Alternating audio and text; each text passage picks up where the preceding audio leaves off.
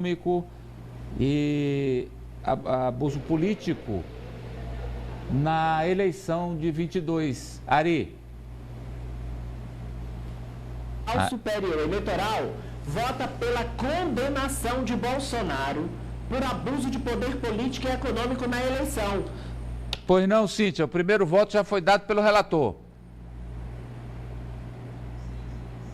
Pelo corregedor, que é o ministro Benedito Gonçalves, ele votou pela inelegibilidade de Bolsonaro e ainda aplicou uma multa no valor de R$421 mil. Em relação a Walter Braga Neto, que era o candidato a vice na chapa de Bolsonaro à reeleição, ele livrou da inelegibilidade, porém aplicou a multa de R$212 mil. Essa ação foi movida pela então candidata Soraya Tronic, foi derrotada nas eleições para a presidência da República, e ela contesta o uso político e econômico das instalações do Estado brasileiro, do governo federal, em benefício eleitoral do então candidato Bolsonaro, em relação às comemorações dos 200 anos da independência do Brasil. Na ação aparecem várias situações em que o então presidente teria se utilizado, por exemplo, do 7 de setembro como palanque eleitoral. Isso aí foi bastante mencionado. Então, esses abusos teriam sido cometidos no 7 de setembro de 2022. Depois do ministro Benedito Gonçalves, o ministro Raul Araújo abriu divergência, ele votou contra a inelegibilidade e, na sequência, o voto é do ministro Floriano de Azevedo Marques. A tendência do voto de Floriano é votar com Benedito Gonçalves, porque anteriormente, na ação, aquela primeira ação que condenou Bolsonaro à inelegibilidade, aquela ação de junho de 2023, ele também votou pela inelegibilidade. Lembrando que Bolsonaro já está inelegível e essa é a terceira ação que o Tribunal Superior Eleitoral julga, sempre tratando dessa questão de abuso de poder político, abuso de poder econômico. Lembrando que ele segue inelegível, mas que fica mais difícil a vida do ex-presidente, porque são muitas ações para serem contestadas. Então, caso essa ação de hoje, o julgamento dela seja pela manutenção da inelegibilidade dele, então ele teria duas condenações do colegiado da Justiça Eleitoral, o que tornaria a vida dele mais difícil. Em relação ao Walter Braga Neto, como até o momento o voto do corregedor por não incluí-lo na inelegibilidade, ele poderia ser candidato no Rio de Janeiro, como está sendo especulado no momento. Cíntia, aí nos bastidores do tribunal, eu vi isso hoje, é de uns 5-2 pela condenação? É o que aconteceu da última vez, né? Da última vez que houve aquela primeira ação lá do mês de junho, é por isso que se fala nessa tendência de condenação e tendência desse placar aí também. 5-2. Vamos agora falar sobre o presidente Lula. É a outra manchete da Cíntia, Ari, a manchete 1 da Cíntia.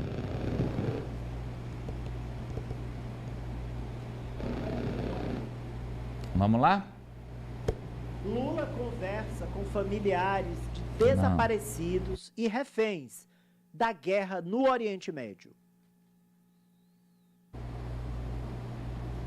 Participou de uma videoconferência hoje pela manhã aqui no Palácio do Planalto.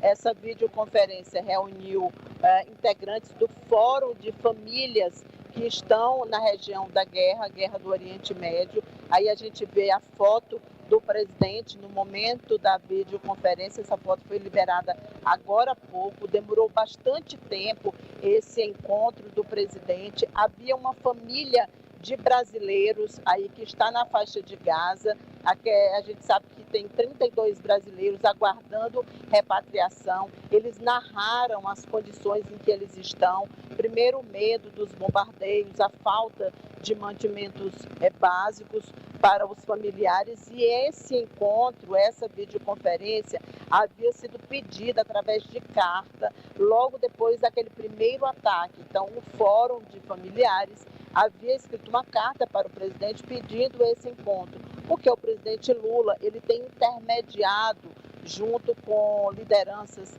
do Oriente Médio, também de países da Europa, tentando desde o início um cessar-fogo. Essa é a posição do Brasil. O Brasil foi o primeiro país, desde o primeiro momento, a pedir um cessar-fogo, a pedir que parasse, fosse suspensa a guerra, os bombardeios, sobretudo por conta da questão das crianças. A gente viu que ontem o presidente subiu um pouco o tom de voz, falando que está acontecendo um genocídio lá no Oriente Médio e que não é guerra, que é um genocídio. Essa, inclusive, declaração dele repercutiu no mundo inteiro no dia de hoje, sobretudo junto às autoridades palestinas. O embaixador brasileiro da autoridade palestina estava participando dessa videoconferência e o presidente pediu que ele tivesse bastante tempo para ouvir as famílias, tanto que ele desmarcou um café da manhã com os jornalistas que estava marcado para acontecer hoje às 10 horas da manhã. O café agora foi adiado e vai acontecer amanhã às 10 horas.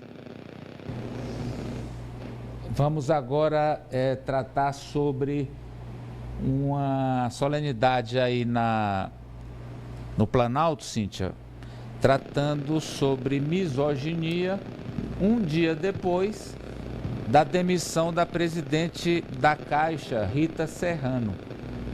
Ficou ruim para o presidente? Na verdade, a solenidade aconteceu poucas horas depois da demissão, né? A Rita Serrano foi demitida por volta de 1h da tarde. Ela veio aqui ao Palácio do Planalto, teve uma audiência com o presidente e logo em seguida, às 2h da tarde, o Ministério das Mulheres, com a presença de Janja, inclusive, lançou esse pacto contra a misoginia. Esse pacto prevê o combate ao feminicídio, além da assinatura de protocolos, mais de 100 empresas assinaram protocolos de combater a misoginia em vários aspectos, inclusive no poder, inclusive no âmbito do poder. Isso está escrito aí na plataforma que foi lançada. Eu fui lá nesse evento que aconteceu aqui no Centro de Convenções e havia um constrangimento muito grande porque eu fiz um registro de uma cadeira que era destinada a Rita Serrano, cadeira com a placa lá com o nome da Caixa Econômica Federal, e a cadeira estava vazia. E a Caixa era uma das patrocinadoras desse evento, então não foi feita nenhuma menção à instituição e a ela também não, até porque ela já tinha sido demitida pelo presidente Lula. Mas, de qualquer maneira, isso repercutiu muito no dia de hoje. A própria Rita Serrano repostou ontem uma publicação do Ministério das Mulheres que falava que misoginia também acontece no círculo do poder. Ela repostou essa publicação logo depois que aconteceu. E é a terceira mulher do primeiro escalão do governo Lula que é demitida para dar lugar aos homens do Centrão. Primeiro foi Daniela Carneiro, ministra do Turismo, depois saiu a ministra do Esportes, Ana Moser, e agora, por fim, a Caixa Econômica Federal perde a Rita Serrano, será substituída pelo Carlos Vieira Fernandes, aliás, já foi até nomeado pelo presidente. Vou ouvi-lo, mas eu preciso ouvir primeiro as mulheres aqui no programa. A Poliana. Amadeu, Lula teve todo um discurso quando ele anunciou a composição do seu governo. Mesmo na campanha, ele já falava sobre essa necessidade de colocar as mulheres em posição de destaque. A gente viu, desde a posse dele, toda uma defesa de pluralidade na composição dos ministérios, na composição da equipe, mas na prática o que a gente está vendo é, como a Cíntia disse, mulheres que estão sendo sacadas dos seus postos para dar lugar a homens e mais do que homens. A gente está vendo que não é uma mera troca administrativa, porque a gestora é ruim ou não está entregando resultado. A gente está vendo uma troca que é pensando numa articulação de sobrevivência com relação ao Congresso, pela governabilidade, mas de toda forma é sim ruim para o governo cada vez mais tirar mulheres dos seus espaços. Agora, ela também não contribuiu com a história lá da foto do presidente da Câmara, naquela exposição bancada pela Caixa, quer dizer, se a situação caminhava para a saída dela, aquilo não precipitou, Marta? Olha, Amadeu, pode ser que sim, realmente pode ter influenciado, mas é muito triste, apesar de, se por acaso houver algum motivo, é muito triste a perda dessas mulheres em espaços aí de liderança, em espaços de destaque no governo, e aí não só nos ministérios elas estão perdendo lugares. A gente sabe que também no Supremo existia, eu acho que no passado, uma pressão maior para que Lula indicasse uma ministra mulher, uma ministra negra, para ocupar a vaga da ex-presidente do Supremo, Rosa Weber, que saiu recentemente, mas que a gente sabe que depois de algumas conversas, depois de algumas negociações, diálogos, provavelmente não vai acontecer, não vai ser concretizada essa indicação de uma mulher. Então, eu vejo que cada vez mais o discurso vai se afastando do que realmente é colocado em prática, como a Poliana colocou durante a campanha inteira, essa tentativa de colocar as mulheres numa posição de destaque, de privilégio no governo que poderia ser eleito, ela sempre foi muito forte, esse discurso sempre foi muito forte.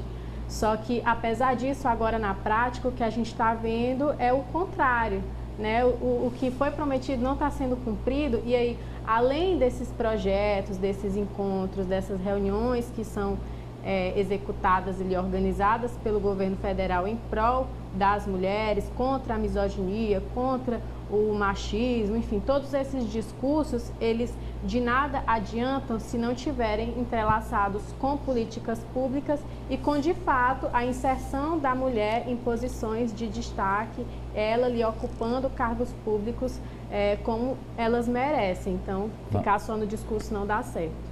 Cíntia, eu quero ouvi-la, claro, e só colocar aqui um molho para o seu comentário. Lembrando que esse processo de saída da Rita Serrano, ele se desenha já há meses. E o Centrão havia sugerido e foram especulados nomes de mulheres.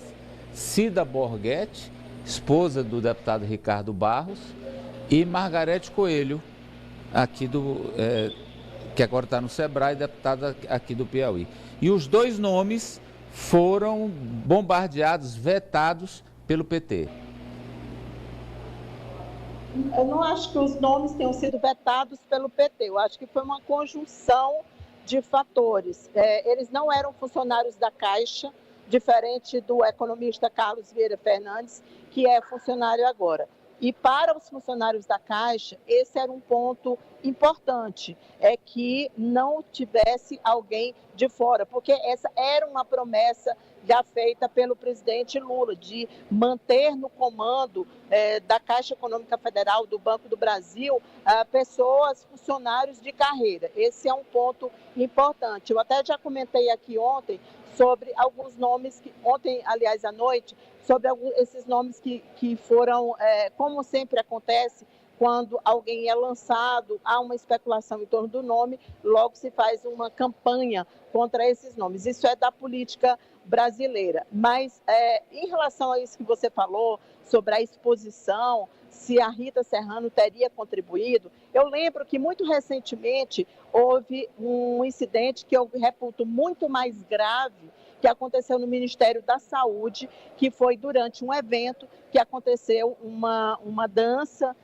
que foi condenada por todo mundo, inclusive pelo próprio presidente Lula, e nada aconteceu com a Anísia Trindade, porque esse tipo de situação não é justificativa para se demitir alguém. No caso da Rita Serrano, se ela tivesse censurado a artista, que era autora do trabalho, ela teria sido demitida por ter censurado a artista.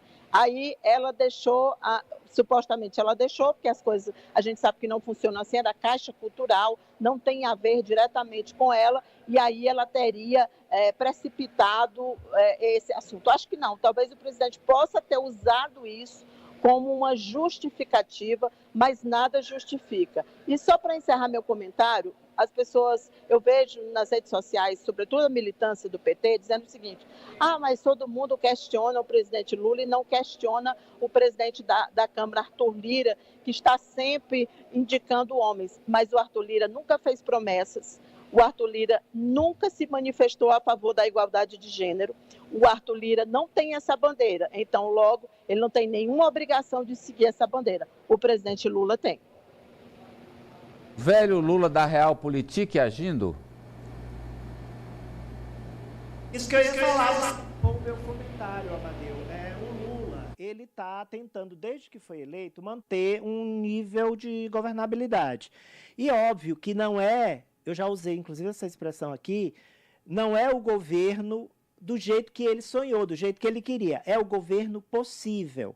Agora, é óbvio que isso vale tanto para ele fazer essas sessões, ceder às pressões do Centrão, como para ele também usar toda a habilidade que nós sabemos que o presidente Lula tem. É porque, gente, o presidente Lula, apesar de ser um presidente de esquerda, progressistas, essas pautas identitárias, essas pautas de gênero, o PT sabe muito bem o que eu estou falando, ele defende, mas ele não é da ala do PT que defende como prioridade com afinco. Ele defende, ele respeita, ele mencionou na campanha, como a Apoliana disse, mas não é da essência política dele. Então, não me surpreende que, em nome da governabilidade, em nome de outras pautas que, para ele, para a essência do Lula, são prioritárias, sobretudo as econômicas, ele sacrifique essas políticas afirmativas que são tão caras ao PT e deveriam ser ao Brasil de uma maneira geral.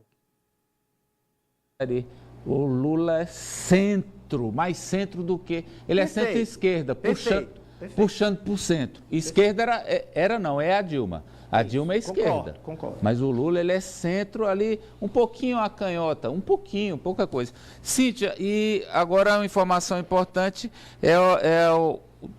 há um pedido, né, há um trâmite de demissão de um policial federal, rodoviário federal, que dava aula, ensinava como torturar.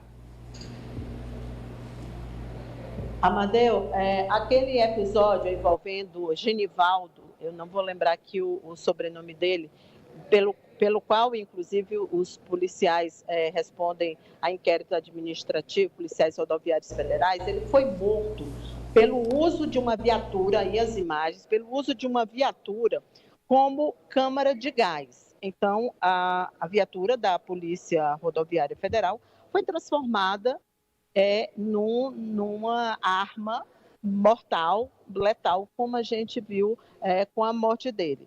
E um policial rodoviário federal, desses que também ministra aulas para cursinhos preparatórios, ele ensinava, tem o vídeo, inclusive, ele ensinava como fazer.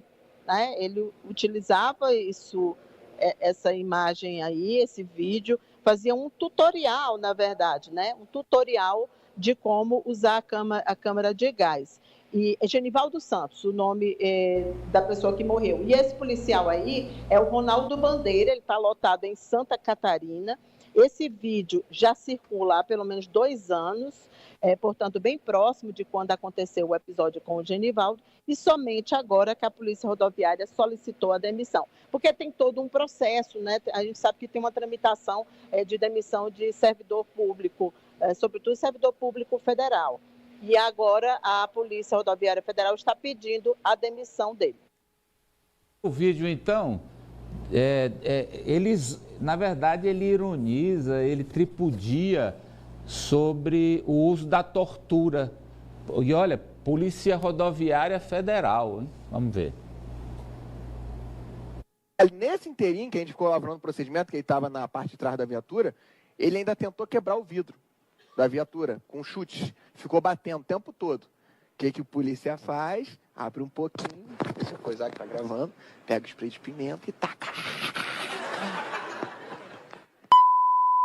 Uma cara, a pessoa fica mansinha. Aí daqui a pouco eu só escutei assim, eu vou morrer. Aí eu fiquei com pena, cara. Eu abri assim, tortura, e fechei de novo. É um sádico. E os alunos só riem, né? Os alunos acharam muito engraçado. E os alunos também, como se estivesse participando de um show de stand-up. Isso. Vamos mostrar. Preparação importante aí para a Polícia Rodoviária Federal. Vamos mostrar as imagens lá da morte do Genival Jesus Santos, porque ilustra, é como se aqueles policiais tivessem participado do curso e aprendido com esse policial aí, esse professor, entre aspas, como fazer, olha lá, ó. É uma execução a céu aberto do Estado, porque são homens da lei, em tese. É o Estado executando um cidadão e sem motivo. Quer dizer, com motivo ou sem motivo, a delinquência é a mesma. Ari, por favor. Se soma a outros episódios de violência policial inaceitáveis. A polícia brasileira é a polícia que mais mata. Infelizmente, é uma polícia também muito corrompida. Em estados como o Rio de Janeiro, por exemplo, não foi o caso desse episódio, hoje é difícil separar o que é força policial, o que é milícia e o que é facção do tráfico de drogas. Infelizmente, essa é a realidade. Nós temos uma polícia muito letal e nesses casos aí a gente entende por quê, né? Porque a gente acabou de ver um profissional doutrinando para a tortura, doutrinando na prática para a execução sumária, sem direito à defesa, ao processo legal previsto constitucionalmente. A covardia, sabe? Bom, esse vídeo os dois vídeos são realmente vomitativos. Marta? Amadeu, é como o Ari colocou, a gente sofre um problema muito grave aqui no Brasil, que é o caso da violência policial. E entristece que a gente veja que não é um caso isolado, né? Se fosse um caso, já era vergonhoso. Mas a gente vê esse caso, vê o policial ensinando como fazer, nos leva a imaginar que em outros lugares isso pode acontecer da mesma forma, que é gravíssimo e o que é muito triste e muito vergonhoso para a instituição, para a Polícia Rodoviária Federal, que tem muito prestígio aqui no Brasil. E lembrando, claro, aí é uma minoria, é a minoria da força. Pois não, Apoliana? Mas tudo isso parte da premissa daquela pensamento idiota de que bandido bom é bandido morto, né? De um país que está muito mais preocupado só em revidar a criminalidade ao invés de investir em políticas públicas, em ressocialização e em educação. Acho que o caminho que a gente está adotando é completamente o contrário daquele que deveria ser. Cíntia? O mínimo que deveria acontecer com ele é a demissão, né? Mas, infelizmente, essa é uma realidade que existe. Os treinamentos das polícias no Brasil, e aí eu não falo só na PRF, tem muitas situações como essa. Isso foi apenas a que viralizou e assim mesmo porque tem uma associação com a morte do Genival, que gerou muita repercussão. Inclusive, já teve até decisão sobre pagamento de indenização para a família. Enfim, ganhou uma visibilidade agora no governo, na gestão do ministro Flávio Dino. Mas